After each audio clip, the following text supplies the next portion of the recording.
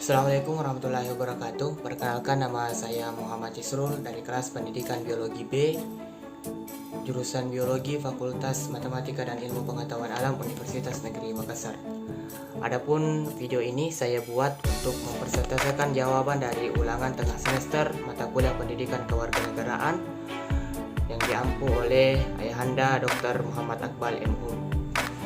Nah, adapun pertanyaan dalam ulangan tengah semester ini yang pertama yaitu dalam kondisi seperti ini apa saja tujuan bersama yang mengikat kita sebagai suatu bangsa dan yang membuat kita merasa perlu untuk mempertahankan nasionalisme Indonesia. Nah, seperti yang kita ketahui bahwa tujuan bersama kita sebagai bangsa Indonesia itu sudah termaktub dalam Undang-Undang Dasar 1945, yaitu pada alinea keempat, di mana pokok-pokoknya itu yang pertama melindungi segenap bangsa dan seluruh tumpah darah Indonesia, memajukan kesejahteraan umum, mencerdaskan kehidupan bangsa dan ikut serta dalam melaksanakan ketertiban dunia yang berdasarkan kemerdekaan, perdamaian abadi dan keadilan sosial. Nah, tentu dalam mencapai tujuan ini diperlukan sikap nasionalisme. Nah, apa itu sikap nasionalisme? Nah, nasionalisme ini merupakan suatu sikap politik atau pemahaman dari masyarakat suatu bangsa yang memiliki keselarasan kebudayaan dan wilayah, juga memiliki kesamaan cita-cita dan tujuan, sehingga timbul rasa ingin mempertahankan negaranya baik dari internal maupun eksternal. Nah, kesadaran keanggotaan dalam suatu bangsa yang secara potensial atau aktual bersama-sama ini ingin dicapai, ingin dipertahankan, dan ingin diabadikan identitas, integritas, kemakmuran, dan kekuatan bangsa. Nah, sikap dari perilaku nasionalisme ini yang harus dimiliki warga negara. Nah, sikap yang harus dimiliki negara itu adalah sikap nasionalisme, dan sikap perilaku nasionalisme yang harus dimiliki itu meliputi mematuhi aturan yang berlaku, mematuhi hukum negara, melestarikan budaya Indonesia, kemudian menciptakan dan mencintai produk dalam negeri, serta bersedia melakukan aksi nyata dalam mendukung atau mempertahankan kemerdekaan Republik Indonesia. Kemudian yang kedua yaitu nilai-nilai apakah yang mendukung tercapainya tujuan bersama. Nah, tentu nilai pokok yang paling utama untuk mencapai tujuan bersama ini yaitu nilai-nilai nasionalisme. Nah, nilai-nilai nasionalisme ini sangat penting bagi bangsa Indonesia. Nah, tidak mengherankan jika nilai-nilai nasionalisme terus-menerus ditanamkan pada seluruh komponen bangsa.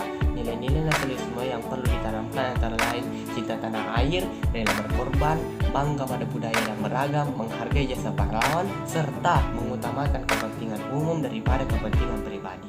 Nah, penanaman nilai-nilai nasionalisme diharapkan menjadi bekal masyarakat untuk tetap semangat dalam menjaga persatuan dan kesatuan bangsa.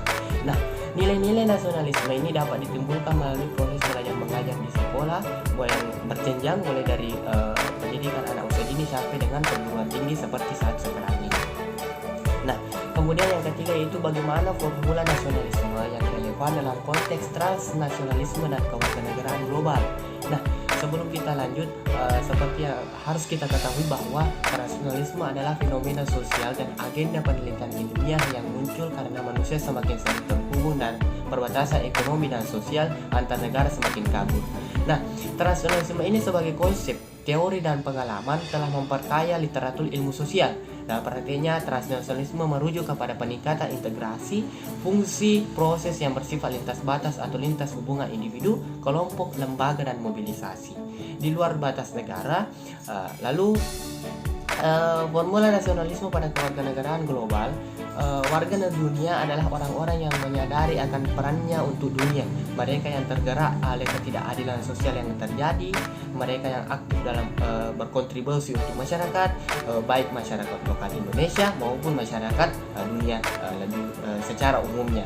Mereka yang memiliki keinginan untuk membuat dunia menjadi lebih baik, dan mereka yang memiliki rasa bertanggung jawab terhadap segala macam tindakan yang telah mereka lakukan.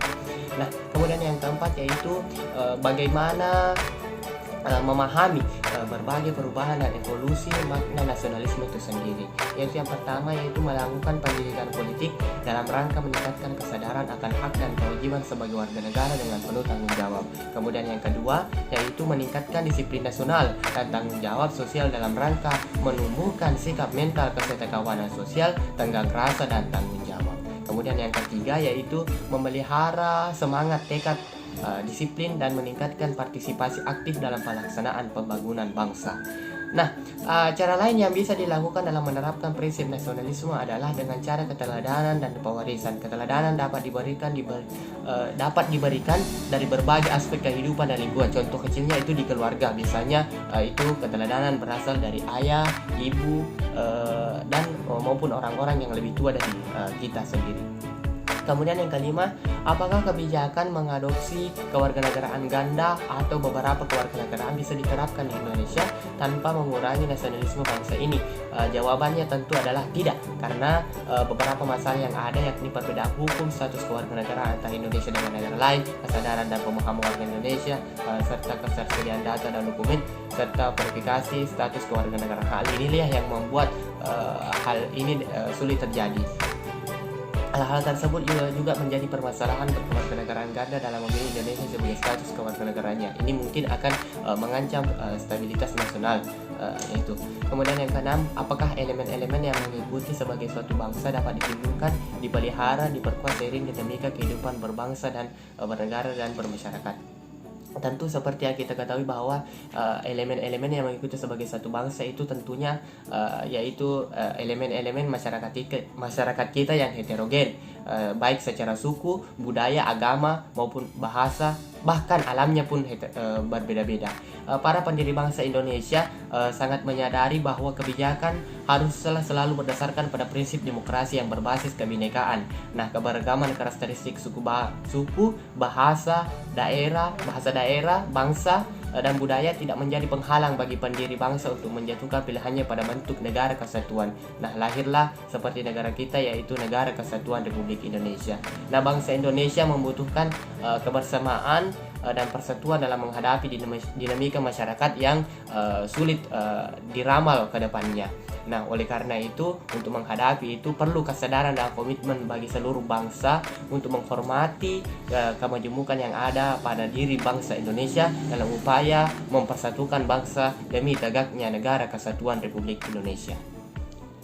Demikianlah tadi jawaban dari pertanyaan ulangan tengah semester mata kuliah pendidikan kewarganegaraan.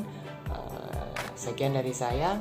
Wabillahi taufiq wal hidayah. Assalamualaikum warahmatullahi wabarakatuh. Terima kasih.